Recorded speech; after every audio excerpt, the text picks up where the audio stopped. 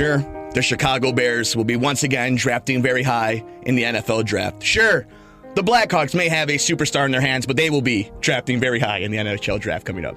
The Chicago Bulls will be drafting very high in the NBA draft coming up.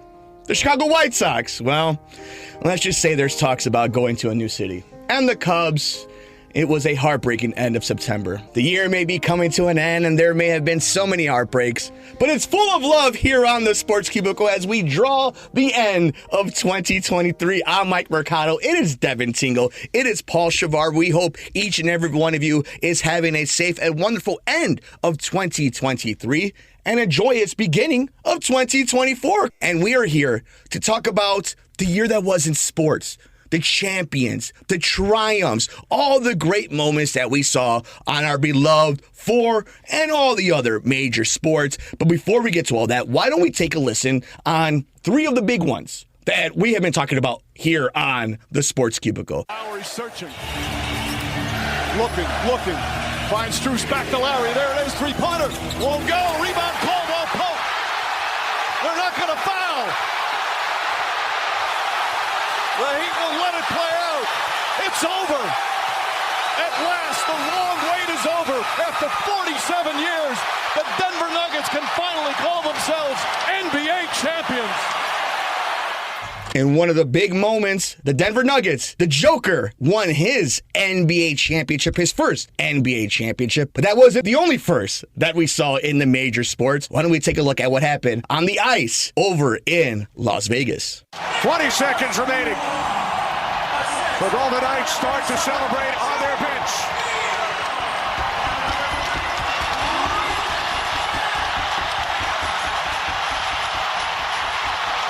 The silver trophy to the Golden Knights.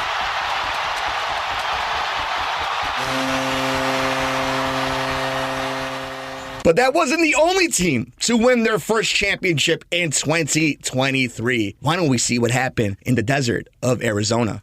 In their 63rd season. It's happened! The Texas Rangers win the World Series! Going back and listening to some of these moments, watching them, whether you're a fan of those three teams and all the other teams that won national championships, that won in the WNBA, that won in all these different sports, I think how cool 2023 was. So hearing those moments, I'll throw it to you, Paulie. Anything stick out to you? We've talked about the different champions, the crowning achievements, but really appreciating 2023. And we'll start with the Rangers since you're the local baseball guy. How amazing of a run that was for Texas. How amazing of a season it was in Major League Baseball. We talked about the World Baseball Classic, kind of putting it all together, putting a bow on Major League Baseball 2023. It was weird. The rule changes kind of provided a little bit of a different tone of the game. The playoff expansion that we've seen over the couple of the seasons now provided a little bit of randomness. So all of the best teams got knocked out after having that delay from getting a bye into the divisional round. I mean, the Rangers aren't a surprise. They were a good team all season, but dropped the division on the last day of the regular season when the Houston Astros ended up winning on that last Sunday and the Rangers lost. I mean, all in all, I thought it was a good season. I thought the Rangers were representative of one of the better teams, maybe the best team in the season, so it was exciting. But one of the things we're not talking about with some of these big sports stories, a lot of stuff off of the away from the courts, away from the fields, the business side of things really was the big impact in 2023. But I also wanted to circle back to what you said at the top of this segment when you mentioned all these Chicago teams drafting high. What Mike Mercado meant was not that their draft positions, not only are they going to be really early on in the drafts, but the cerebral state of mind of all of these teams have been that they're quite high with the way they're running these organizations. Oh, that is as poetic as it can get as you think about the ownerships and all these different teams in Chicago. And I want to talk about losers since we're talking about Chicago teams in just a second. But Devin, let me go to you. We're talking about winners right now, and we're going to get back to kind of the off the field stuff. But really fast, you heard the Rangers, you heard the Nuggets, the Knights, all these other teams. Your thought, putting a bow at the end of NFL, MLB, NBA of 2023. I guess I'm having deja vu, I must say. So we had three teams win their first ever championship in their respectful league. I mean, I can't think of a time that's ever happened before. I mean, if you guys can think of, I know every team had to win their first that's won a championship, obviously, but 3 in the same year, it's pretty crazy. And to go back on what Paul Aishers over there said, I mean, at least we could say that we have 3 top 10 Chicago teams in the draft position, at least. And if you just pretend that, you know, the draft position isn't based on wins and losses, it's just based on things like your owner's pretty smile. Yeah, that'll be the only things. Even then, we won't win with some of the teams in Chicago. Chivari! So why don't we go ahead and talk about losers since we're here already, right? Like, we're being facetious. Like, obviously, there was a lot of good that came in some Chicago sports. There was some fun. If you're a Cub fan, if you're a Bulls fan, you're looking forward to the trade deadline. The White Sox, it's a new day. We'll see what happens with Chris Getz and everything down there. But the Bears, obviously, the end of this season, the start of a new regime. There was a lot of stuff that happened off the field for the Bears this season, Paulie. Where are you with the sad states of some of the teams here in Chicago as we draw the end of 2023? There's really no hope for a lot of these different teams. Oh, and Devin, by the way, 2019, I saw Toronto Raptors, Washington Nationals, and St. Louis Blues all won their first championships that year. But that's rare. It's extremely rare that you see that happening. But I really had to go back and look that one up. I mean, yeah, we could break it down by team. The Bulls, I think, could be the most interesting because I think they have assets to trade, and I think with the right moves, the right situations, it's going to take a lot of change. Maybe Billy Donovan doesn't end up being the coach anymore. Maybe you find a home for Vooch. I think if you restructure that team, you might have something better because what they have going, they expected it to be one of the better teams in the East, and it's one of the worst teams in the East.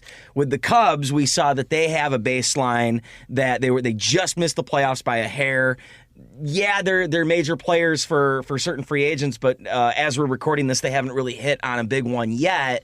But there's still enough of a base there where they should be a decent enough team in a bad enough division and now have the best manager from that division, Craig Counsell, coming from the Brewers, so that they are the most optimistic look for 2024.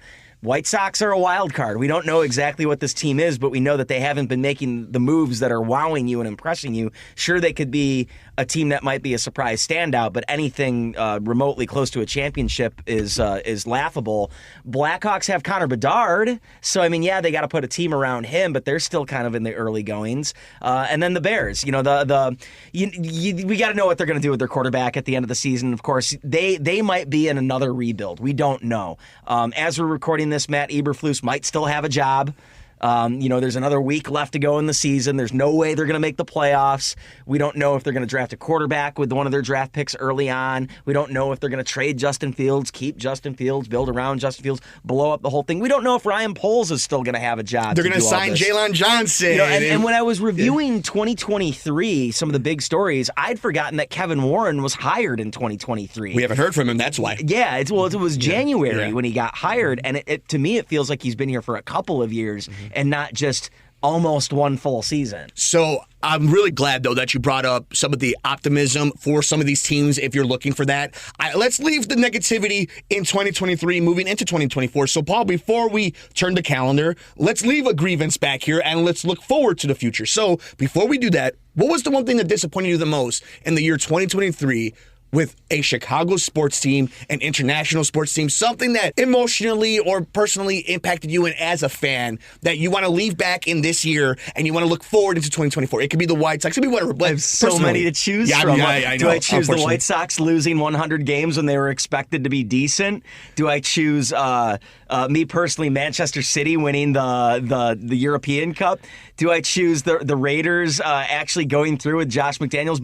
But the bright side is they fired him after things looked so bland and one-dimensional under this offensive guru that they decided to clean house with 4.5 years left to go on his contract. You got to like that. But to pick one thing, I'd think the White Sox losing 100 games, because as a fan, it turned me so far away from the game, and it pivoted me more towards what I do anyway, where I like watching the entire league. So the White Sox did me a favor by removing me from the fandom so that I can enjoy the baseball season without them. I like that. That's actually a pretty good way of looking at it, and positivity heading into the new year. So, Devin, before we get to the negativity, some optimism for the teams in Chicago looking into 2024. Who do you think, if you think so, or some optimism thoughts for fans of the struggling Chicago teams? I think the only two teams I have any hope for with the 2024 would be the Chicago Cubs and the Chicago Blackhawks. I mean, the Cubs, were so very close to making it through the wild card last year. and they fell apart. They fired David Ross, have the highest paid manager in baseball at the time of recording. Things can always change. We don't know who will get hired next. And of course, the Blackhawks have Connor Bedard, and they're building a team around him. They're clearly not going to, be a playoff team this year, but moving into the 2024-2025 season, I can definitely see the Blackhawks at least squeaking in, maybe through a wild card or in the first round, divisional, something along those lines here. The Bears and the White Sox, you said save the negativity. Come back to me because I have a lot to say about the negativity of Chicago sports. Well, why don't we go into it? Let's leave that negativity in 2023. What negativity do you want to leave behind in 2023 moving into 2024? Well, to go off what Paul Acius said, the White Sox were the biggest disappointment, but I don't want to go and just be like parroting. So let's talk about... As far as the White Sox, let's just leave Tony La Russa behind. Yes. Retire. So I'm just going to go in and talk about a little team, the team my sweater, the Chicago Bears. It's radio, y'all can't see. Let's just take a look. We lost to Jordan Love in his first ever, professional not his first professional start, but as the full-time starter for the Green Bay Packers in a pretty disappointing loss. We get annihilated by the Kansas City Chiefs. The most watched game of 2023 because Taylor Swift's in the bleeping crowd, and all these people got to see the Bears suck ass. We're Swifties here, by the way. The Broncos, when Russell Wilson was after they came off a 70-something point loss, we lose them 31-28. We just barely lose. In a game that they were winning by like a couple touchdowns late, too. We annihilate Paul's Raiders. Yeah. That was during the Josh McDaniels era. We'll let that slide here. We just welcome to talk barely about that. Squeak above the Carolina Panthers, the worst team in the NFL. We lose it to the Lions in the last friggin' second. The Vikings with a backup quarterback, we just beat them by 2. And then my favorite, Joe Flacco, comes out of retirement. 370 freaking yards. We just barely, a miracle play. Hail Marys never work. I've played Madden enough to know they never friggin' work. Mooney catches it, kicks it off his dang foot, intercepted. Bears lose. Joe Flacco is considered elite. He is Tim Tebow in the fourth quarter.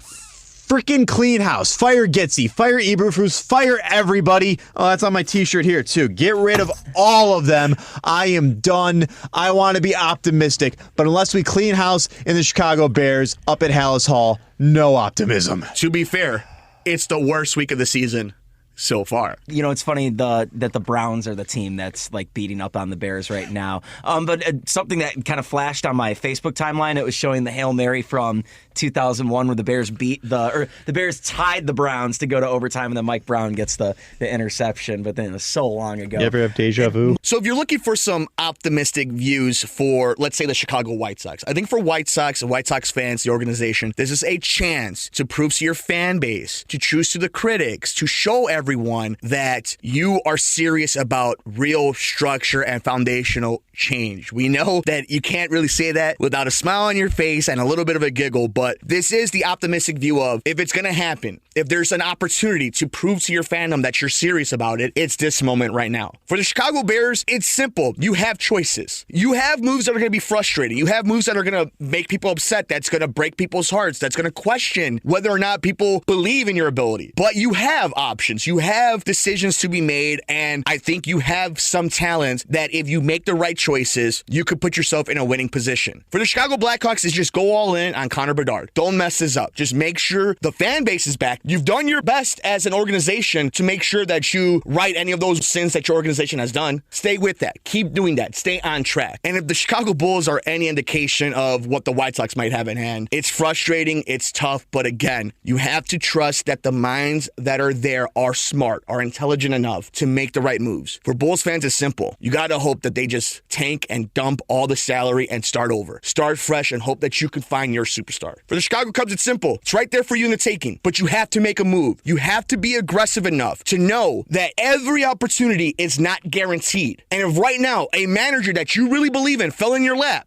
that's not enough to guarantee anything or to guarantee the success because that happened. You got lucky in that scenario. Now you have to create your own luck by getting certain players. And luckily you have the assets to do that. So there is some optimism for a lot of these teams. And I think as frustrating as it's been in 2023, 2024 can have some promise for a lot of these teams. And what I'm going to leave behind in 2023, and this is for all sports teams here, stop resting on your laurels and on your heritage and on your history and on a dumb fan base that spends all its money on jerseys, season tickets, and concession stands. Because Chicago fan base deserves better. It's a smarter fan base than it's given credit for by the owners here. I challenge the owners of Chicago to do right by the fans. And I challenge the sports fan of Chicago to challenge the owners in these matters. That's the negativity I want to leave behind, but that's the challenge I want to send out to the fans and to the teams themselves. I guess I'll just leave it at this, that 2022 was an intense year for me as a Liverpool fan.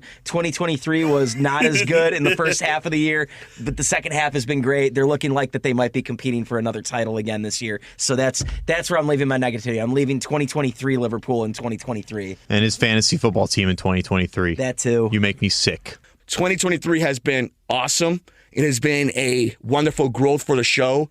Devin, thank you so much for all the production work, for making sure we get on the air every single Sunday on WCPT and WSBC and all over the internet. I want to thank Paul for taking the reins of the production as producer of the Sports Cubicle. Some of the amazing guests that we've had in 2023, you could directly thank Paul for doing it. We want to thank Marver for always making time for us, for always being there, for being an asset, and for being an awesome team member. And more importantly, we want to thank you. 2023 could not have happened without you, the listeners of the Sports Cubicle. We're down here in the basement of WCPT, and somehow you find us and make us a part of your day. So we want to thank you, and we want to wish each and every one of you a happy and healthy 2024. He's Devin Tingle. He's Paul Chivari. It's Dan Marver. I'm Mike Mercado.